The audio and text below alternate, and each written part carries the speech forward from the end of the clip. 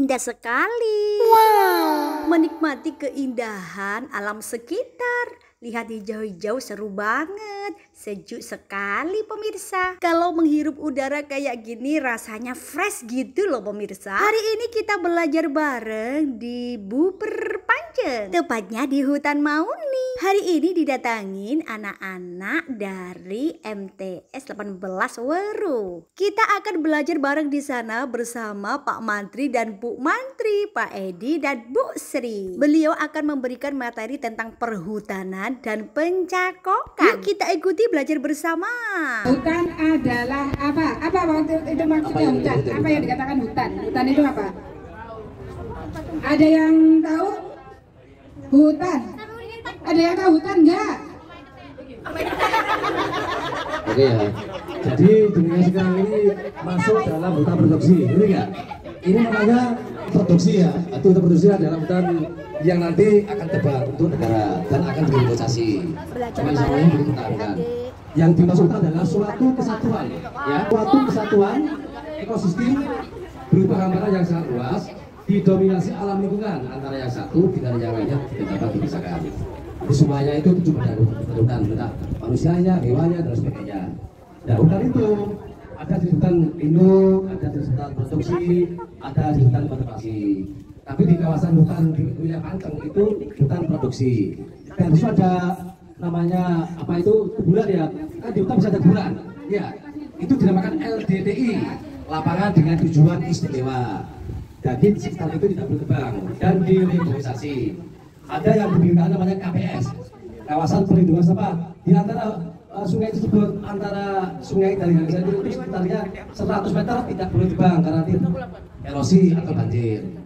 Itu walaupun di hutan produksi ya.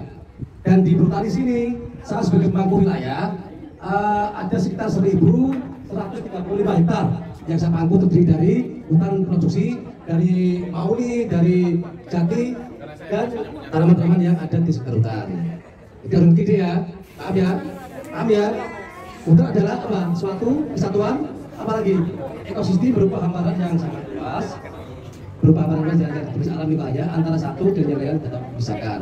Semuanya itu mengerak di hutan tadi ya, paham ya?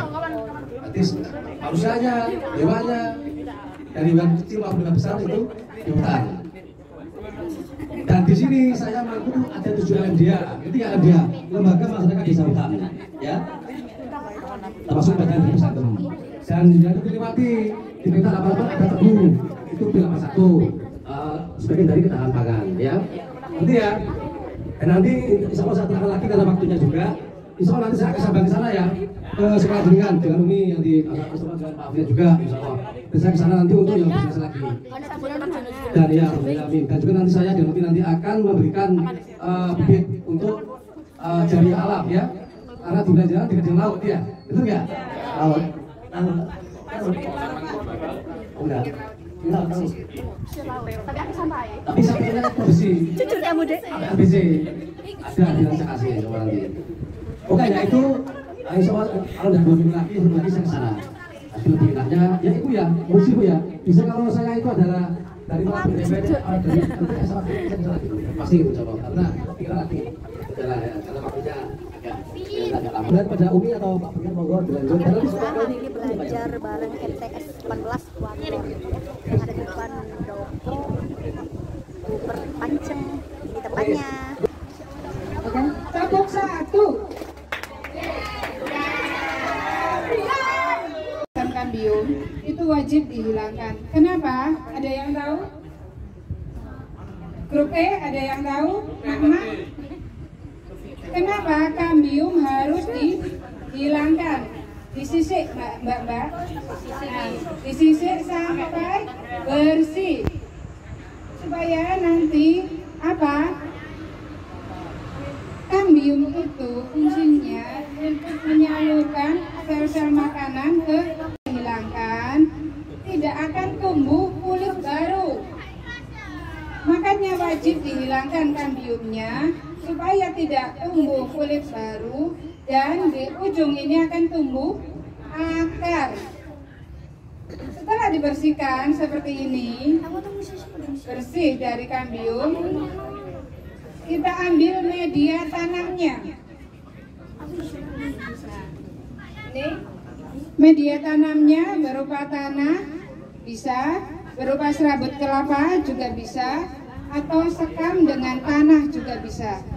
Setelah tercampur, kita usahakan ini lembab, dikasih air sedikit supaya lembab, dan kita belah. Kita belah seperti ini. Tempelkan batang yang sudah dikupas. Tempelkan batang yang sudah dikupas, masukkan ke media tanam, diikat seperti ini. Yang terakhir kita ikat kuat pakai tali. Nah, diikat seperti ini.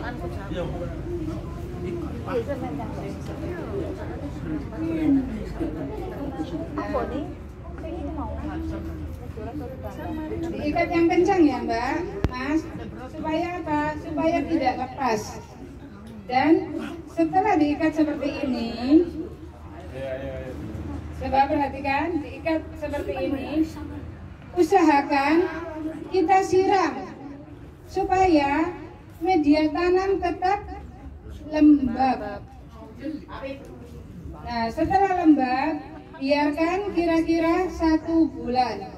Setelah 1 bulan, pasti akan tumbuh akar. Nah, setelah tumbuh akar dalam waktu 1 bulan atau lebih, kita lepas dan potong yang di sininya. Dipotong dari tumbuhan inti atau induk tanaman supaya mendapat tumbuhan baru. Nah, setelah dipotong, kita tanam, maka akan menjadi tumbuhan baru. Paham di sini? Nah, apa kelebihan dari mencangkok? Ada yang tahu?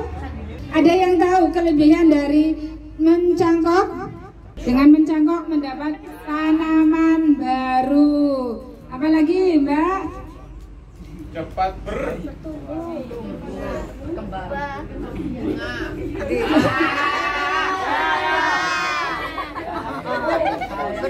Dengan mencangkok cepat berbuah.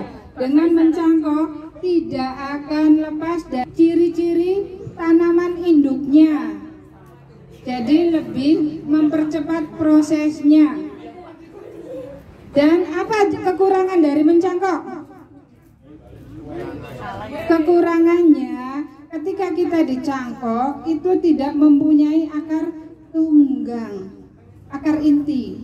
Jadi kalau dicangkok itu biasanya cepat roboh kalau ada angin atau apa, karena nggak ada akar intinya. Apa saja yang bisa dicangkok, Mbak? Siapa yang bisa? Pohon apa saja yang bisa dicangkok? Lengkeng, jambu. Jambu, apa lagi? Jeruk, apa lagi? Mangga apa? Apel. Kates, siapa yang bilang kates? Pertanyaannya, apakah kates bisa dicangkok? Terima kasih pemirsa karena sudah mengikuti kegiatanku hari ini. Semoga materinya bermanfaat. Bye-bye. Wassalamualaikum.